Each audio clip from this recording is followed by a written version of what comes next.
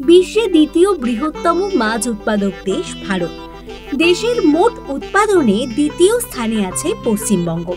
মাছের উপর নির্ভর করে জীবন চলে অজস্র পরিবারের। জাল আর জল, এই দুই নিয়েই তাদের জীবন।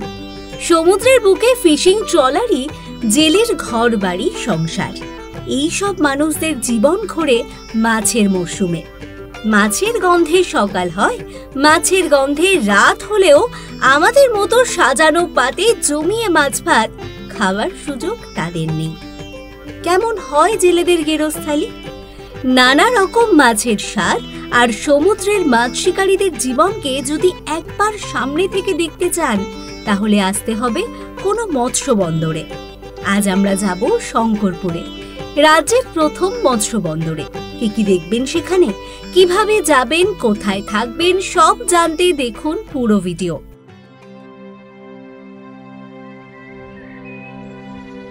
পূর্ব মেদিনীপুর জেলায় দীঘা কাথি রোডের পাশেই শঙ্করপুর। কলকাতা থেকে প্রায় 185 কিলোমিটার, দীঘা থেকে মোটামুটি 14 কিলোমিটার দূরে। রাজ্য মৎস্য দফতরের উদ্যোগে শঙ্করপুরেই গড়ে ওঠে রাজ্যের প্রথম মৎস্য বন্দর। দীঘা মোহনার অদূরে 18 হেক্টর জায়গার উপর এই মৎস্য বন্দর। বর্তমানে কাথির উপকূলে যে কটি মৎস্য বন্দর রয়েছে তার মধ্যে শঙ্করপুরই সবচেয়ে পুরনো। এই বন্দর থেকে নথিভুক্ত প্রায় 300-র কাছাকাছি ট্রলার, লঞ্চ সমুদ্রে যাতায়াত করে। মাছ ধরার মরশুমে গমগম করে বন্দর এলাকা। ট্রলার সমুদ্রে পাড়ি দিলে 12 থেকে 15 দিন পর ডাঙায় ফেরে। কেমন সেই অভিজ্ঞতা? আমার নাম অসীম কুমার মহাপাত্র। আমি দীঘা সমুদ্রে আজ 30-32 বছর এই সমুদ্রে যাতায়াত করি। আমাদের এই ট্রলার, এর মধ্যে আমাদের 10 থেকে 12 দিন থাকতে হয়। প্লাস এদের বলছে যে এই বোর্ড, এই দুটো বোর্ড থাকে, এখানে জাল লাগানো থাকে। আমাদের এই উইন্স রোপ এগুলো থাকে, এগুলো জালটা এইভাবে টেনে টেনে আসে। 4 ঘন্টার অন্তর মারা হয়, এই কফিয়া দিয়ে করা হয়। ডাঙ্গার থেকে যোগাযোগ হয়, ওই আমাদের ওয়ারলিস আছে, বিপদ আপদ, হ্যাঁ যদি কোনো ঝড় বৃষ্টির আগাম আমরা সংবাদ পেয়ে যাই। কারণ এখানে আমাদের যন্ত্র আছে, ডাঙ্গা থেকে ওয়ারলিস হয় যে আপনারা ডাঙ্গার দিকে চলে যান। আবহাওয়া দপ্তর যখন বলে আমরা ডাঙ্গার দিকে চলে যাই। তারপরে দেখলাম যে আসছে, আমরা যে কোনো কিনারায় ঢুকে যাই। একটু বোঝা যায় তোমরা একবার বেরোলে তাও কতদিন পরে? বর্তমানে এখন 12-13, আবার কেউ 11, 10-এর উপরে থাকতে হয়, না হয় মাছ হয় না। এখন কম মাছ হয়েছে তো। এই 10 দিনে তাও কত মাছ ওঠে ধরুন? আমরা ওজন বলতে পারবো না। ওই যে ক্যারেটগুলো আছে, আপনাকে দেখালে বুঝতে পারবো। ওই ক্যারেটগুলো সেখানে আছে, ধরো 20-25 কিলো ক্যারেট। সেটা ধরো এবারই আমরা এসছিলাম, ধরো 170 ক্যারেট মাছ নিয়ে এসছিলাম। আর একটা ভ্যাট, তার থেকে একটু বড়। আর যেগুলো পম্পলেট দামি মাছগুলো থাকে জলের মধ্যে, বরফ যে ভাসানো থাকে, এইগুলো মোটামুটি 3 ভ্যাট 4 ভ্যাট ছিল। মোটামুটি 3,52,000 টাকা ফিশিং হয়েছে। তো আমরা তো লাভ ক্ষতি বুঝতে পারবো না, আমরা তো বেতন দিয়ে আছি। এবার মালিকের সেটা কতটা মাইনাস হলো, কতটা প্লাস হলো, সেগুলো আমরা হিসাব করি না।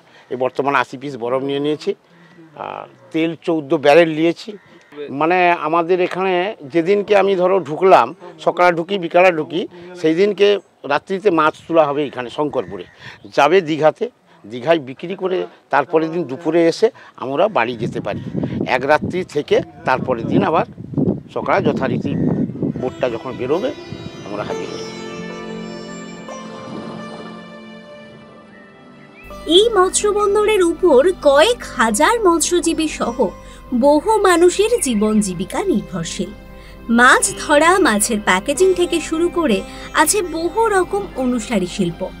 বন্দরে বরফ কলের অপারেটর হিসাবে এবং বল লোডিং, আনলোডিং এর কাজ অনেকেই যুক্ত রয়েছেন। শঙ্করপুরের দুটো চেহারা, একটা নিরিবিলি সৈকত আর একটা ব্যস্ততায় সরগরম মৎস্য বন্দর।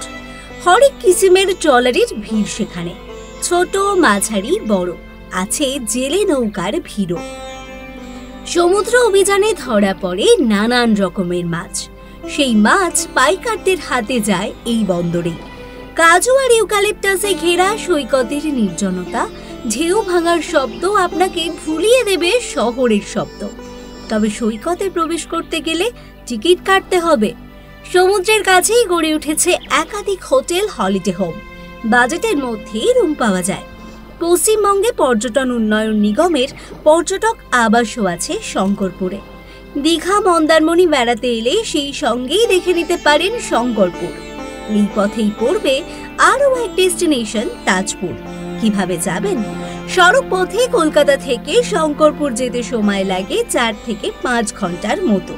ধর্মতলা থেকে দীঘাগামী বাসে করেও যেতে পারেন। এছাড়া হাওড়া, বর্ধমান, আসানসোল, বাঁকুড়া রাজ্যের নানান জায়গা থেকে দীঘার বাস ছাড়ে। রামনগরে নামতে হবে বাস থেকে, তারপর ট্রেকার কিংবা ভ্যানে চড়ে পৌঁছে যান শঙ্করপুর।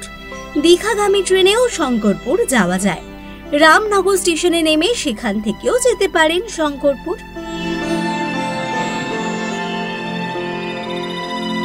এরকম আরো অনেক ভিডিওস দেখার জন্য নজর রাখুন আমাদের চ্যানেলে। পাশে থাকা বেল আইকনটি ক্লিক করতে ভুলবেন না।